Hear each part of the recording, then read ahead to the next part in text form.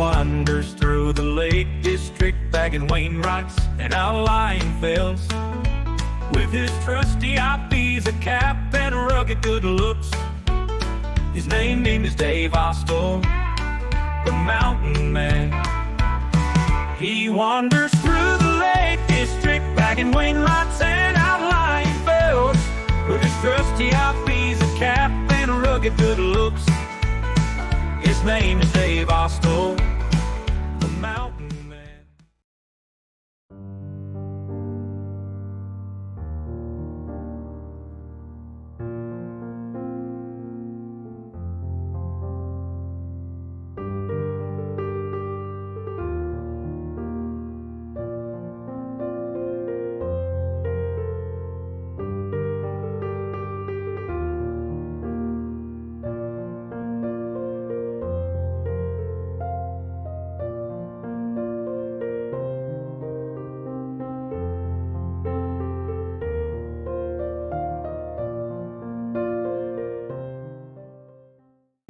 And welcome back to another video. Today we are bucket bagging on Sleet Fell. We just parked up in a free lay-by just outside of Patterdale. Enough room for 3 cars if you get here early enough, or you can park in the hotel for a £5. But yeah, we're just heading up the track towards Sleet Fell. Now I've done it twice before, but I've never had a view on it, so it's looking promising today. Already a few yards along the path we've got a bit of a cave here. Looks very inviting. Good lord. Nah. I watch too many caving videos to know that that hobby is not for me. But yeah, I'm a little unsure where this path goes. I'm heading directly up almost to Bleaberry Knott.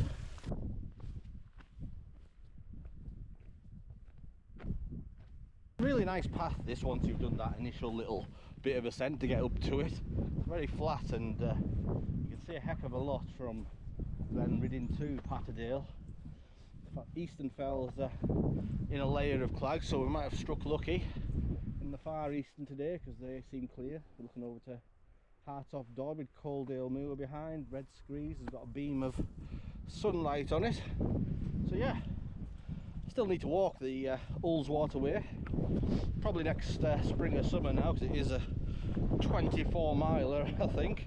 So yeah, walked one side of it earlier this year with the group and really very much enjoyed it. Good lord, that tree's got a hell of a weight on its back. It appears it's holding up Sleet Fell Mountain on its own. Don't want to be here when that comes crashing down. So just walking along this path here, I do seem to have stumbled upon a little route here that seems to be going up through this region here.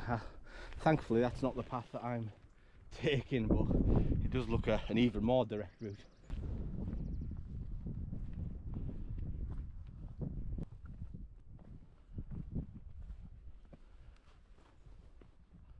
And here we now have Heron Pike and Sheffield Pike just behind, and Glenriddin Dodd in the foreground.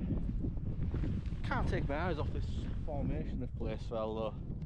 It's very fascinating. There isn't a lot of exposed rock in the far eastern fells. I think the further east you go, the less they become, so it's quite fascinating. I wish I knew more about the geology, but my education progress on that is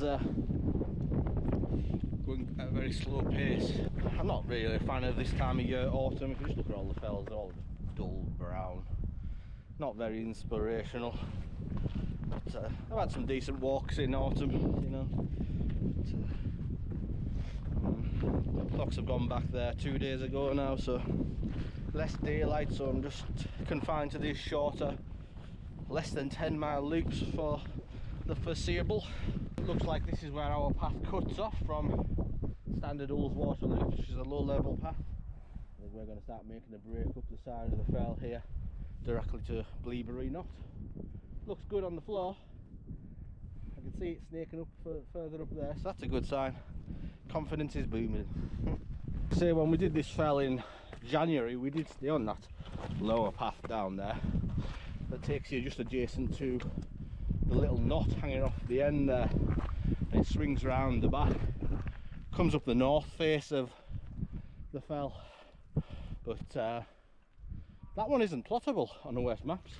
It's there on the floor. I guess this one's more distinct, so must be the more well used one for a place fell loop. But no, it's pretty good. I'll use this one from now on, I think.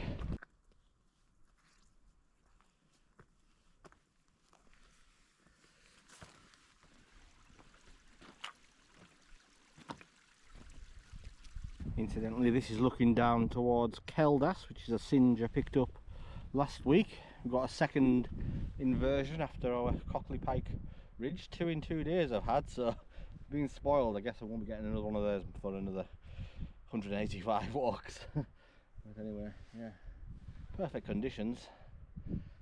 Less wind than forecast as well. But yeah, look at this sunlight coming through now. Quite a few of these fells of the classic 214 that have never had a view on. I think there's about 12 left I need to revisit. I've already revisited this one to no success. It got me thinking the other day. I don't know if he mentions in his book, because I've not read them entirety to my shame, but I wonder which fells Wainwright never had a view on, because they give you different angles of different fells. So yeah, I found that quite amusing. There would have been some, because yeah, he had a schedule and he was out most weekends. He couldn't not go out because of the weather. Probably had to meet the book demands, you know. So I bet there's quite a few that he never seen from the summit. Yeah, just a thought. Ooh, this is a bit steep for 8 AM in the morning. But just had a nice long rest there. That's the key. Just keep sitting down, you know. If you want to sit down, sit down. Path's going anywhere. The thing I've worked out is try and work out how far you can walk in a day. I think my limit is, or top limit on the fells is 17 mile, 18 mile maybe at a push. So if you want an easy day, for me, less than 10 miles, you can just take your time and enjoy yourself. But yeah, I've worked that out through 4 years of doing this channel. Like I say, the longest walk I've ever done is 18 mile, I think it was. One I got lost on, but long story, I'll tell it one day. But, yeah. And the Grisdale Horseshoe was quite a beast as well. Up Striding Edge, Birkhouse Moor, round up to Sunday, Arneson. That was a good 13-14 miler with a heck of a lot of ascent. So I think anything north of 4,000 and about 15 mile, that'll be about my limits, I think, for ascent and mileage. One of the things I love about doing ascent is the things you look back on. So that hill there looked huge when I was down on that path earlier. Now it just looks small and insignificant half hour later. But yeah, I enjoy this path. Just cutting up through these trees here. We'll be pretty much right on the summit ridge. No time at all. Easy.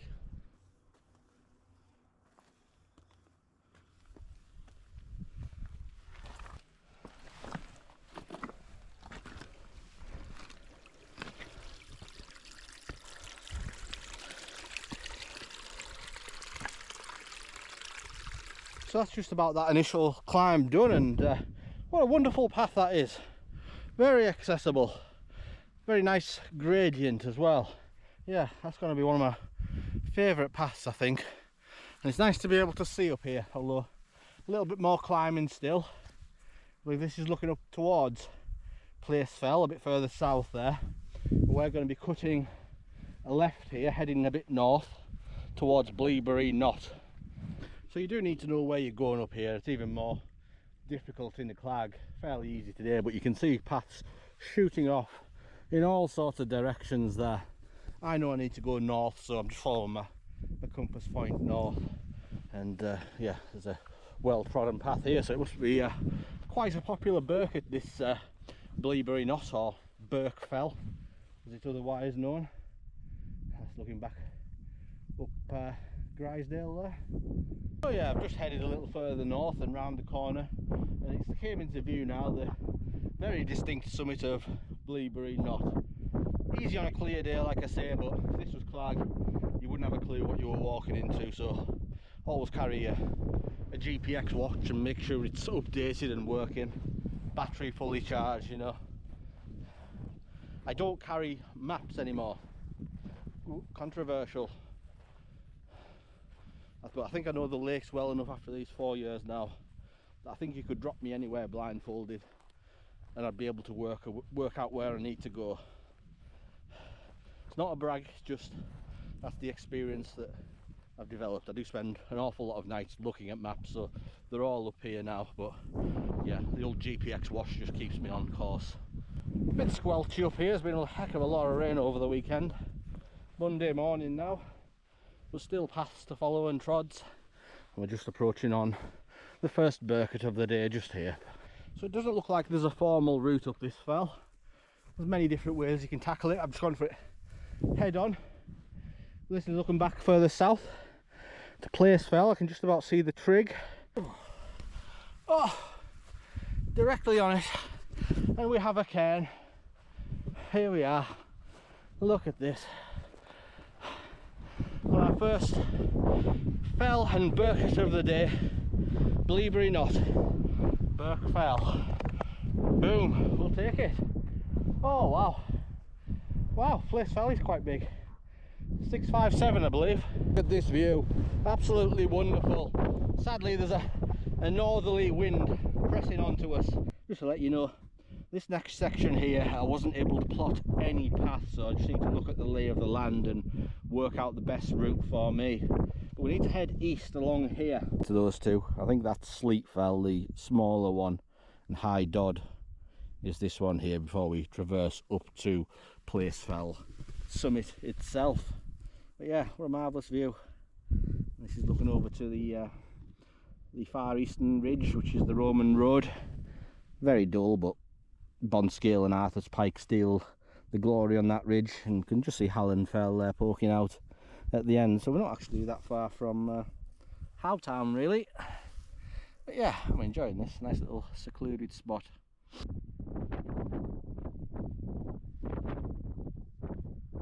Oh, I've had to put the jacket back on because that northerly wind's bitingly cold. I wouldn't be surprised if we had some snow on Skidder or the big tops this weekend. I'm just looking north here from Bleaberry Knott, where you can see Brackenhow and Roundhow up to Common Fell, Brown Hills, Burkett Fell, a few burketts that we did earlier this year on our watermilk round. Nothing spectacular, but a nice little loop that I would have guessed not many people know about. And Gowbarrow here. You see what I mean? It's just all a brown, murky mess in autumn. We need to cross the ravine now over to Sleet Fell and High Dodd. So yeah, that doesn't look too much of a challenge. Again, there was no path to plot in this area, so I'm quite thankful to see it's quite open and grassy and not too much of a problem. I don't think this is going to take too long.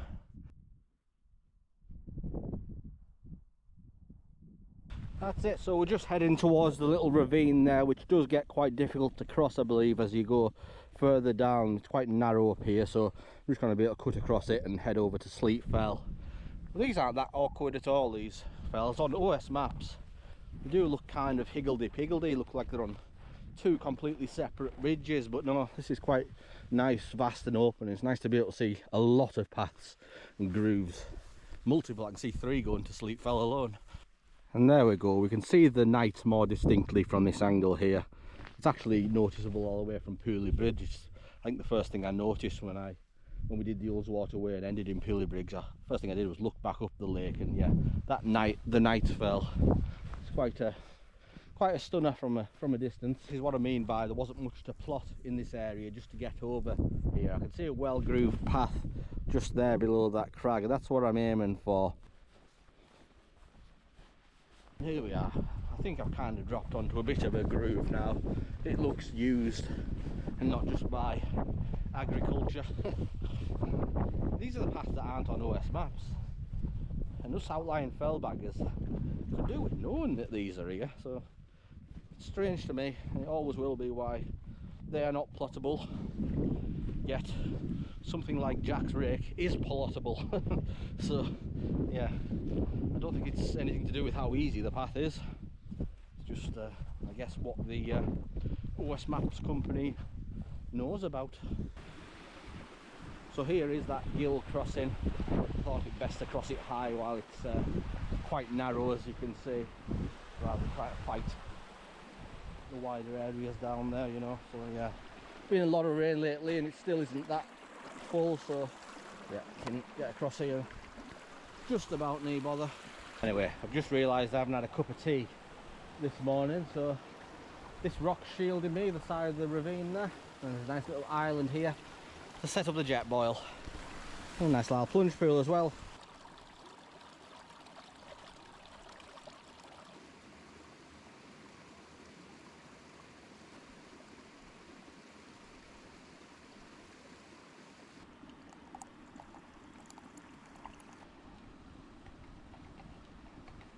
So I came to a decision that I'm gonna bomb off my Horseshoe fells.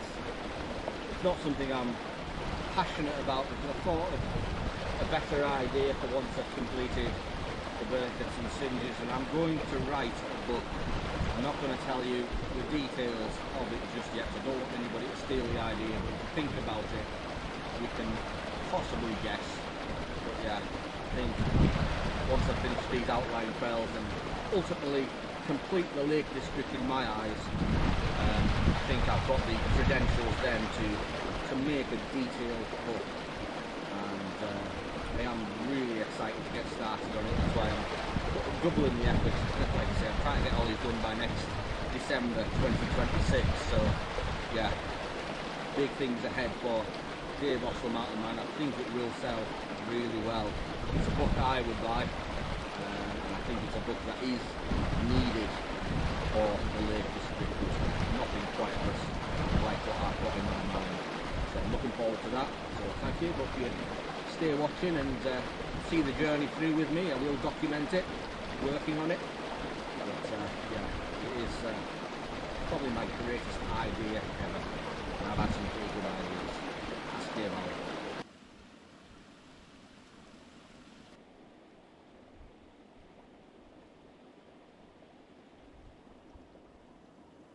Right, so we just had a lovely tea stop there. I don't think I've had many better than that little location, secluded in that little tree there. Now approaching High Dodd, which is going to be our fourth burket of the day. I don't need to go up there just yet. Nice to look at though, look at all these exposed rocks just here. But anyway, I'm just going to cut round the side of it and find Sleet Fell first. We're just about round High Dodd now, which we're dropping down onto Sleet Fell. It might not surprise you that I haven't seen a single soul on these fells this morning. Look how wonderful they are. You normally see one local just walking his dog at ridiculous o'clock in the morning, but no one's bothered to venture this far this morning. It's wonderful. Right, so yeah, here is Sleet Fell just coming into view now. Now we're just going to follow the ridge up all the way to Place Fell ultimately.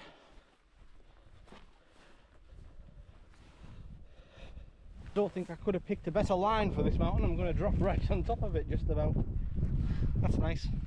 Right, here we are on our third new burket of the day of Sleet Fell. We do have a bit of a cairn just here. We'll bag it. Boom.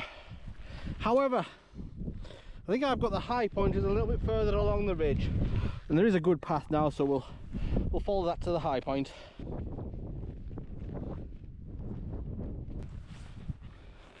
And there is another cairn at this end of the fell. It's not on the high point, and I think the high point of the fell is probably this rock here. As we're looking down into Martindale, we can see the ridge up to Steel Knott, Wassa, and the one in the foreground here is Bleaberry Fell. Just about see the Angletarn Pikes in the distance. But anyway, we're about halfway through the walk now, just under 4 miles. We'll now head west over our 4th new berk of the day, High Dodd.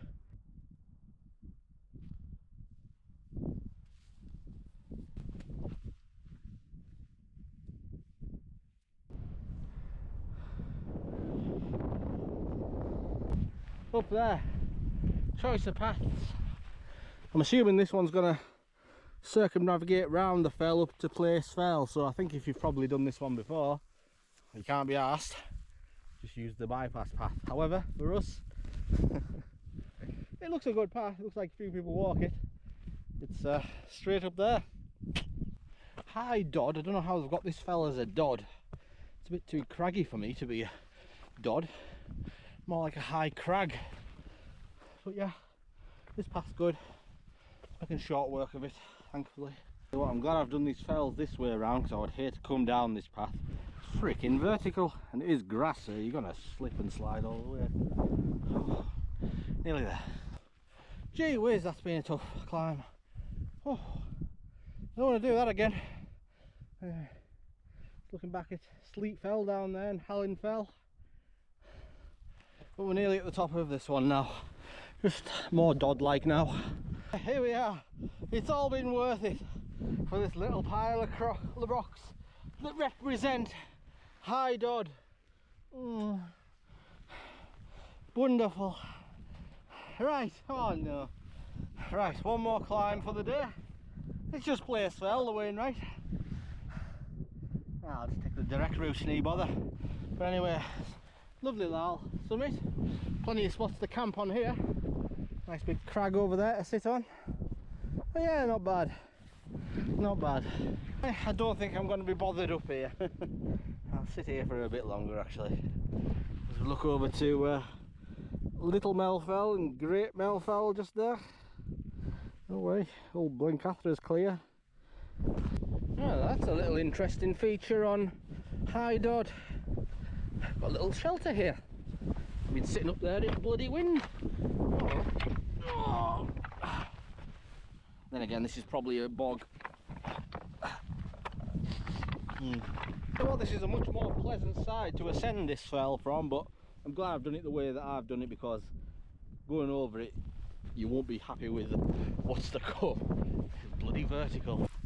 Oh, in fact, there's a sign there. Low moss sheepfold, restored by Dalmain Estates.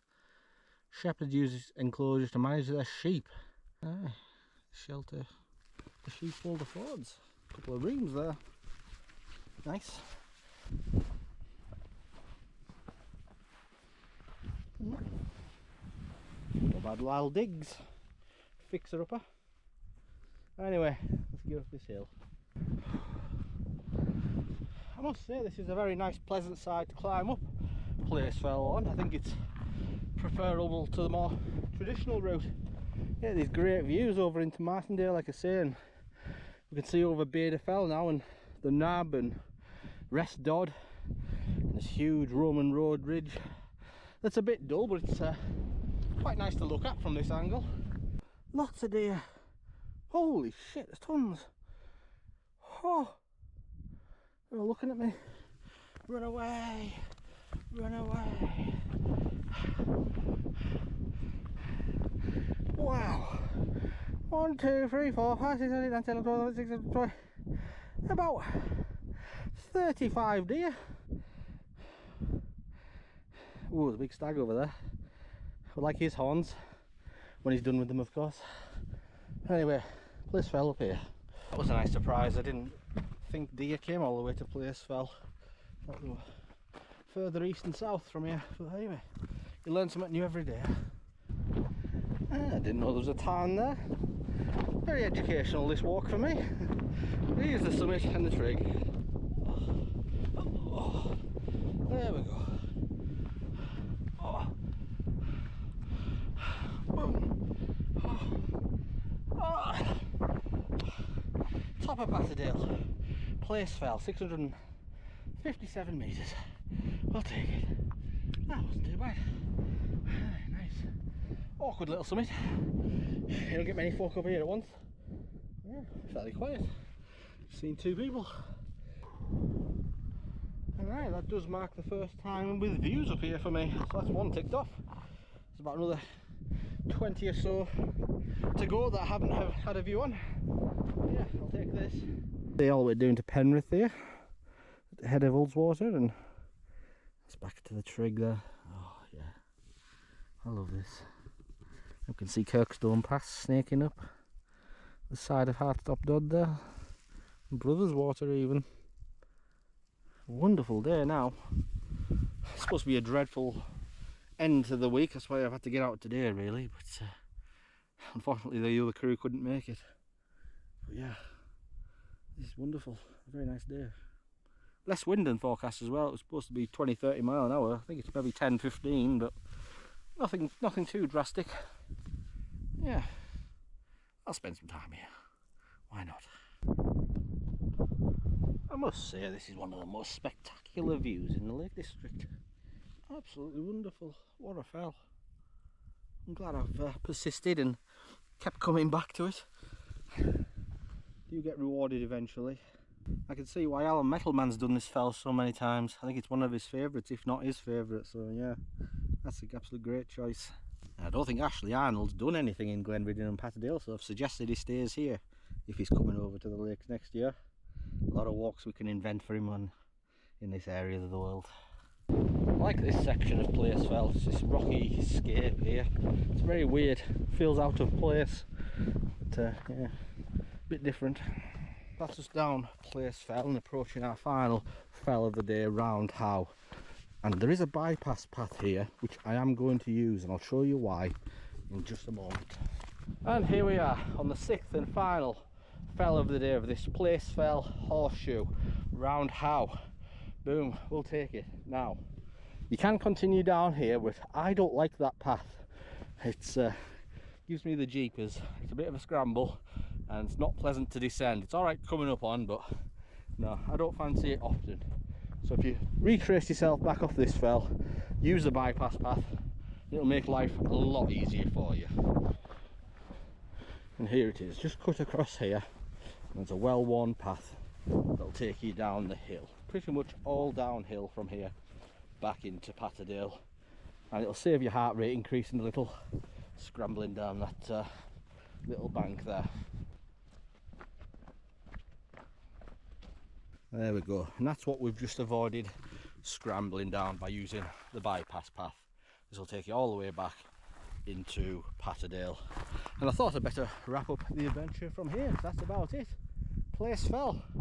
This is a bit of a longer route to enjoy it. I mean, if you're doing it as an up and down, a couple hours probably, 3 at the most, just a short walk, but I've sort of created this horseshoe loop that lets you see more of the fell, a few extra features. So I just wanted to say thank you for watching, I appreciate it. Take care of yourselves, and I'll see you back out on some fells very, very soon. Peace.